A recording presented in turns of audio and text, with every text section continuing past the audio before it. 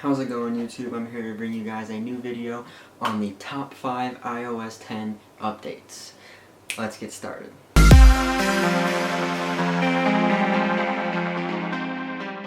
Alright, so first off, we're going to start off with the Maps update. Right off the bat, when you set your directions, you need to find gas 10 minutes later. You can go ahead and look for gas stations that are going to be en route to your location, and then once you find one, you can click on the location and it'll sit there and show you the duration that'll add to the trip and the final time, overall time that's going to add. And it's just an estimate, of course, but it was a neat feature and it makes it a whole lot easier to plan your trip and be able to find things along your way. Next up is going to be able to find a restaurant. Everyone always in the vehicle asking, when are we going to eat, when are we stopping for dinner, yada yada yada. So in the Maps app, you're going to be able to look for restaurants. Once you find a restaurant, you can go ahead and, if you need to, make a reservation. It'll open up OpenTable more than likely, and then you can make your reservation. You can set how many people you want to make the reservation for and what time. Sorry, so that's a very useful extension that's going to be included with the Maps app. Next off is going to be able to order a ride. Once you're done through the with the night, maybe had a few drinks, whatever it is. If it's not on your trip, obviously, you can order the ride, such as Uber if that's in your area, or other services like Uber, and you go ahead and book the ride through through the Maps app still. And then you can also pay for that Uber ride with Apple Pay, but it's all going to be done in one place, such as Maps. Now, it can be done in other places as well for apps, that pertain to that, like maybe movie apps.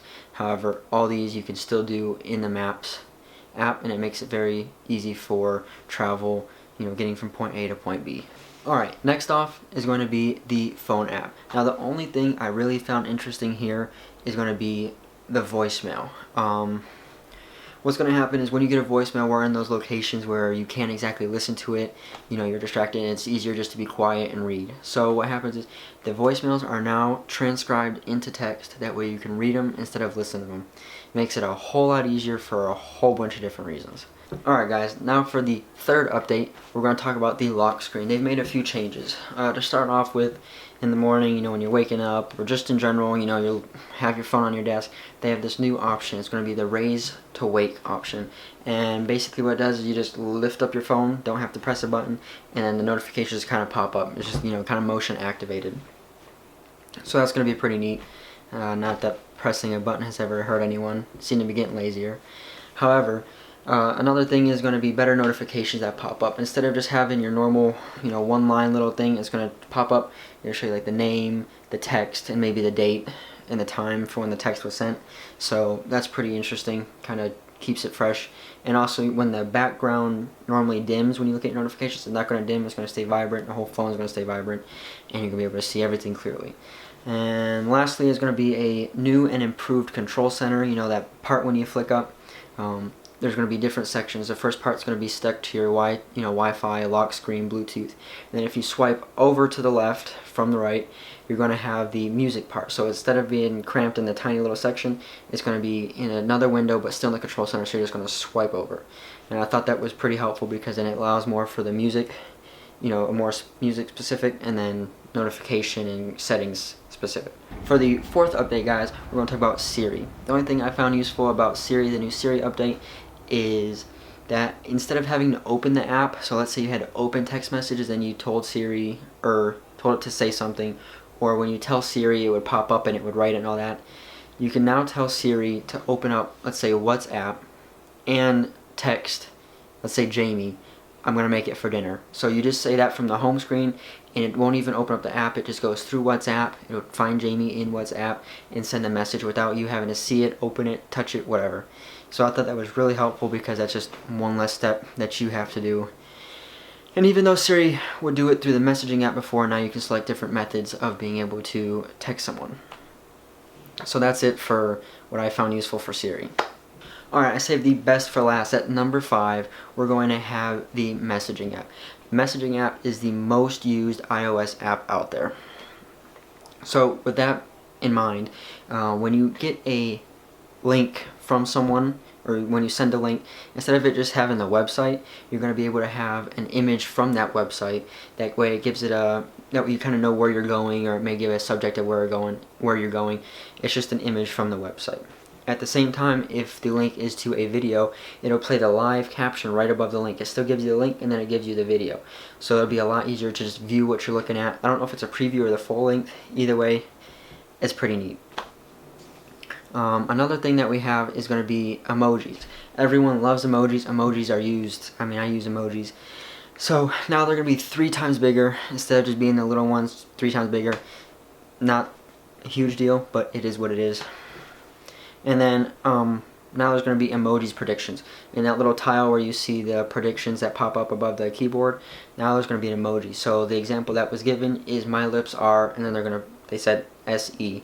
And a little zipper emoji showed up under predictions, so you can just type that. Last things for emojis is there's going to be the tap to replace option. So when you're texting a full text message, you hold down the emoji little symbol down there, and what it's going to do is it's going to highlight all the words in the paragraph that you're able to switch to an emoji. They're going to turn yellow, and you just tap them. So if you want some of them to be an emoji, they'll be an emoji. If you don't want them to be an emoji, then you just don't tap them. Next is to do with the actual text messages. Those little boring, bland blue bubbles that you get if someone else has it. They have come out with bubbles effects. Now, this isn't amazing, but it's amazing because it's something new and it makes it a little bit more interesting to get send and receive text messages. The first bubble effect is going to be tapbacks. So when someone sends an image or something of the sort, you can just kind of hold it down and it'll send, you can put like a thumbs up or a heart, and it pops up on their screen in the corner, and you don't have to really reply. It's just a quick, I got it, or it's a quick I like it kind of situation. Next is handwritten messages. You're going to type a message, it's going to show up and kind of fade, in a cursive text up on the screen. They didn't really show how that works, so I don't think you're physically writing it, but it just gives it the effect that it's a handwritten message. Next, for the text effects or bubble effects, is with this isn't an Apple Watch, but with the watch, you can write like smiley faces on it, and it would show up on someone's phone with a highlighted smiley face, and if it highlights neon blue, then it highlights neon blue. So it's pretty cool. You can send a heartbeat.